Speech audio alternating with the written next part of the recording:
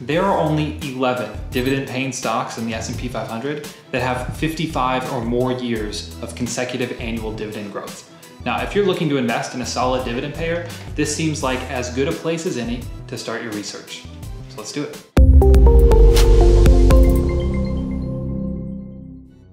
Hey there, my name is Steven Spicer, and it's my goal to help you invest smarter. And if you find free resources like this helpful, then I hope that you'll subscribe and click that notification bell, because I have a lot of them in the pipeline coming your way. Now, if you're a dividend investor, you know the importance of looking for a company with a good track record of payouts. But that's only part of the equation. If you can find a company that also increases that payout every year, that's even better. That growth matters if you're trying to build a passive income producing portfolio that at least has a chance at keeping up with inflation. So you may have heard then about the so-called Dividend Aristocrats. And well, those are great and all. And I'll put together a video soon helping you sift through that list of 57 stocks that meet that criteria. But this list that we're about to go through is like the Dividend Aristocrats on steroids. These 11 stocks are going and they just won't stop. Clearly, their management has made their income-reliant shareholders a priority. So the aristocrats are S&P 500 companies that have raised their dividend payout every year for at least 25 consecutive years. Dividend kings have done so for 50 or more years, and there are 24 of those. But there are only 11 stocks in the entire S&P 500 list of companies that has increased their dividend every year for at least the last 55 years. And that's what I pulled out for you here today. Now, real quick, I am actually a registered investment advisor, so it's important to me that you understand that these are not any recommendations in any way. I don't know your particular circumstances. I'm just going to point out some of the facts about these companies and tell you why they're interesting to me right now. And if they seem interesting to you, you should definitely conduct your own research and analysis to decide if they fit in your portfolio and make sense for you specifically. My goal with these videos like this is to help you identify different aspects of the research process and expose you to some different ideas, so that if something piques your interest, it can be a good starting place for your own deep dive. So let's get to it. First, I'm going to give you that list of all 11, and then I'll show you a quick spreadsheet that I threw together that might help you as you kick off your own research. I'll tell you how you can get access to that and everything. And finally, I'll take you back through that list, providing you with some brief details, a little bit more color about each of these companies. Things that jumped out to me as I began to dig in. Considerations that you might want to keep in mind before you go into your own deep dive. All right, so here they are. And if you follow me on Instagram, you've already seen this list. In fact, it was because of the feedback that I received over there that I decided to create this video as a resource for you in the first place. So definitely go follow at Spicer Capital so that you can keep up with all the value I'm dropping over there as well. In at number 11, with a current, as of this recording, dividend yield of 2.8% after 55 consecutive annual increases is Illinois Toolworks, ticker ITW. Number 10, with a yield of 2.6% and 56 years of growth, is Colgate Palmolive, ticker CL. Number 9, also with a yield of 2.6% and 56 years of growth, is Johnson & Johnson, ticker JNJ. Number 8, with a yield of 1.8% and 56 years of growth, is Lowe's, ticker LOW. Number 7, with a yield of 3.5% and 57 years of growth, is Coca-Cola, ticker KO. Number 6, with a yield of 2.7% and 59 years of growth, is a company called Cincinnati Financial, ticker CINF. Number 5, with a yield of 2.8% and 60 years of growth, is 3M, ticker MMM. Number 4, with a yield of 3% and 62 years of growth, is Emerson Electric, ticker EMR. Number 3, with a yield of 2.8% and 62 years of growth, is Procter Gamble, ticker PG. And finally, the two at the top of this prestigious list are tied with 63 years of dividend growth. There's number 2, with a yield of 2.8%, Genuine Parts, ticker GPC, and number 1, with a yield of 2.1%. It's a company called Dover, ticker DOV. Now, anytime I'm diving into a dividend company, I always start with the considerations that I've put onto my dividend checklist. And if you don't have a copy of that, just go to spicercapital.com/dividend checklist to request it. Again, this is not the end-all be-all of your research, but it's a great place to start. It can provide you with some quick insights so that you can know if the dividend payer that you're looking into is worth more of your research time or not. So go get it if you haven't already. From that, I took some of those metrics and just quickly plugged them into a spreadsheet so I could compare some of these important metrics to dividend payers' long-term viability side by side. It's nothing fancy, but when I was done with it, I thought, hey, some of you might appreciate it as a kickoff point for your own research, so I just made it public. Just remember, although some of this data is actively processed and updated through Google Finance, many of the metrics are not. I just pulled them over from Simply Wall Street, link in the description, last week when I started this research and decided to throw together this video. So with that in mind, check it out if you want, make a copy of it once you're in there, and then you can manipulate the fields and add in your own for your own research efforts. Now, if you do appreciate stuff like this, then I hope you'll take a second to hit that like button. Let me know that it's worth my time to share all of these things with you in the future as well. Thank you. Now, these companies are more than just a dividend yield and some statistic about how long they've been raising their payout. They are so much more than that. It's important that you understand that and conduct a thorough analysis before investing in any. Because think about it. Everyone can see that these companies have this attractive track record. That makes them desirable. That fact alone will command a premium in the market, meaning investors are willing to pay more than the company might otherwise be worth just because of this fact alone. And you see that when you look at the average price to earnings, or PE ratio, of this group as a whole compared to the market, 26 versus 20. People are willing to pay more for this set of stocks than on average they're willing to pay for others. And I get it. Each of these companies would clearly choose to increase its dividend in the future if at all possible. And that's obviously a desirable characteristic of the company. They would have so much to lose otherwise. So it's likely that you can count on them. But if for whatever reason they just absolutely cannot do that, they can't raise their dividend, what do you think is going to happen? Now, I know it's not likely, but it happens. Stocks with super long track records have to concede sometimes. And when they do, all that credibility and faith premium that was baked into the stock's price, it evaporates overnight. It's gone, which can cause a huge gap down. So although the probability of that is surely pretty small, you should be prepared and intimately get to know any of these companies in which you choose to invest. All right, you ready to dive in just a little bit deeper into each of these? Let's do it. So Illinois Toolworks has a market cap of around $47 billion and a PE ratio of 19.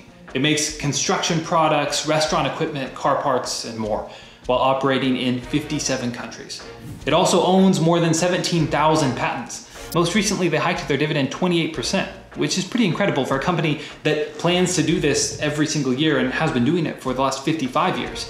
They also approved a $3 billion stock buyback program. Now, this company has seen its debt jump recently over the last several years, so I'd keep an eye on that if I were you, if you plan to invest or if you start your research.